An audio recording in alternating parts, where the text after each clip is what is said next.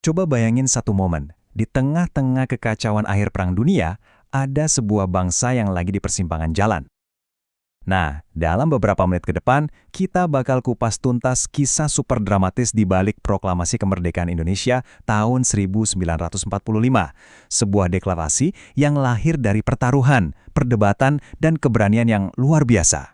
Ini dia pertanyaan intinya. Situasinya tuh kelihatan mustahil banget. Sekutu baru aja menang perang, Jepang udah nyerah, dan di tengah kekosongan kekuasaan itu, ada satu kesempatan emas. Tapi pertanyaannya, gimana cara ngambilnya? Biar kita paham betapa gentingnya momen ini, kita harus mundur sedikit. Ratusan tahun loh, kekayaan alam Indonesia, terutama rempah-rempahnya itu dikuras habis sama bangsa asing. Penderitaan panjang inilah yang akhirnya nyalain satu api semangat yang gak bisa padam. Merdeka. Oke, mari kita mulai dari sini. Kekayaan alam Indonesia yang melimpah ruah itu ibarat magnet buat bangsa-bangsa Eropa. Ada Portugis, Belanda, Inggris, mereka datang awalnya buat dagang, tapi ujung-ujungnya menjajah. Nah, eksploitasi inilah yang jadi bensin buat api nasionalisme yang sebentar lagi akan berkobar. Tapi, tahu nggak ironisnya apa? Justru penjajah terakhir, Jepang, yang tanpa sadar malah ngebukain jalan. Buat cari simpati rakyat, mereka ngebolehin bahasa Indonesia dipakai dan bendera merah putih dikibarin. Ternyata kebijakan ini malah jadi senjata makan tuan, ngebangkitin rasa kebangsaan yang kuat banget. Dan setelah itu, semuanya terjadi cepet banget. Titik baliknya itu tahun 1944, waktu Jepang kalah di Saipan. Terus dibentuklah BPUPKI, panggung resmi buat ngerancang negara. Lalu, bom atom dijatuhin, dan itu mengubah segalanya. Puncaknya, 15 Agustus, Jepang menyerah. Tiba-tiba, ada kekosongan kekuasaan. Nah, inilah jendela kesempatan yang ditunggu-tunggu. Tapi, begitu kesempatannya ada di depan mata, malah muncul masalah besar dari dalam. Para pemimpin kita sendiri ternyata pecah suara soal langkah selanjutnya. Ini jadi konflik antara dua generasi dengan dua visi yang beda banget. Nah, disinilah letak perdebatan sengitnya. Di satu sisi ada golongan tua, kayak Soekarno dan Hatta. Mereka maunya prosesnya teratur, aman, lewat rapat PPKI yang dibentuk Jepang, biar nggak ada pertumpahan darah. Di sisi lain, ada golongan muda, seperti Syahrir. Wah, mereka nggak setuju. Bagi mereka, proklamasi harus dilakukan sekarang juga, tanpa campur tangan Jepang sedikit pun. Karena bagi mereka, kemerdekaan itu direbut, bukan dikasih sebagai hadiah. Pertaruhannya gede banget kan? Keputusan yang diambil dalam beberapa jam ke depan, itu bakal nentuin nasib jutaan orang. Mau ambil jalan aman, atau jalan yang radikal? Karena diskusi nggak nemu titik terang, golongan muda akhirnya mikir, udah, nggak bisa nunggu lagi. Mereka mutusin buat ambil tindakan drastis untuk maksa para pemimpin bertindak. Apa yang mereka lakukan? Mereka menculik Soekarno dan Hatta. Iya, kamu nggak salah dengar. Keduanya dibawa ke Rengas Dengklok, jauh dari Jakarta dan pengaruh Jepang. Tujuannya cuma satu, meyakinkan Soekarno-Hatta kalau kemerdekaan ini harus diumumkan oleh bangsa Indonesia sendiri. Titik. Dan ternyata, langkah nekat ini berhasil. Balik lagi ke Jakarta, mereka langsung ngumpul di rumah Laksamana Maeda, seorang perwira Jepang yang ternyata simpatik sama perjuangan kita.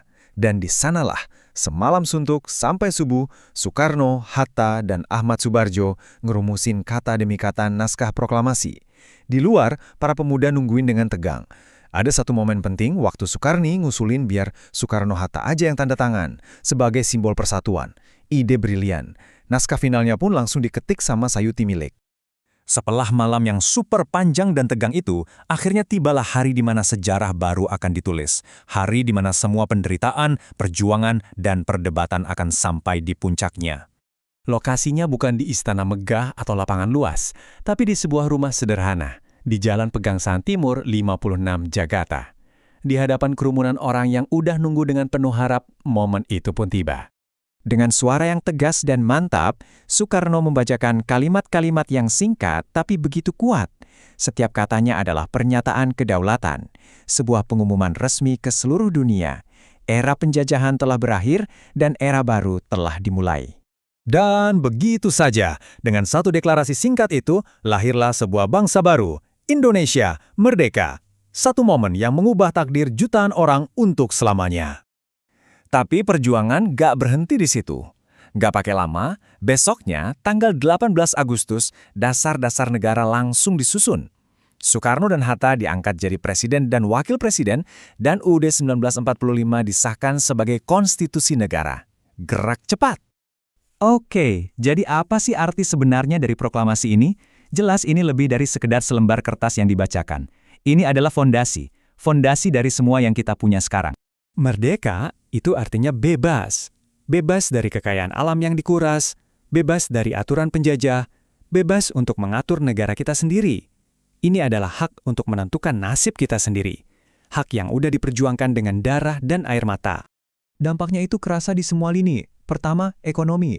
Kita akhirnya bisa ngelola sendiri kekayaan alam kita. Kedua, politik. Kita bisa bikin hukum sendiri buat bangsa kita sendiri. Dan ketiga, sosial budaya.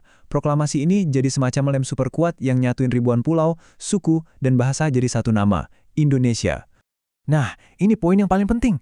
Proklamasi itu bukan garis finish, sama sekali bukan. Proklamasi itu justru garis start.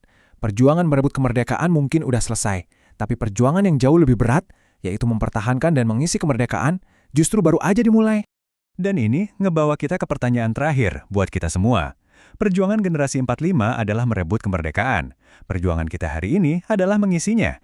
Jadi pertanyaannya masih sama relevannya. Apa sih makna kemerdekaan itu buat kita sekarang, dan gimana cara kita melanjutkannya?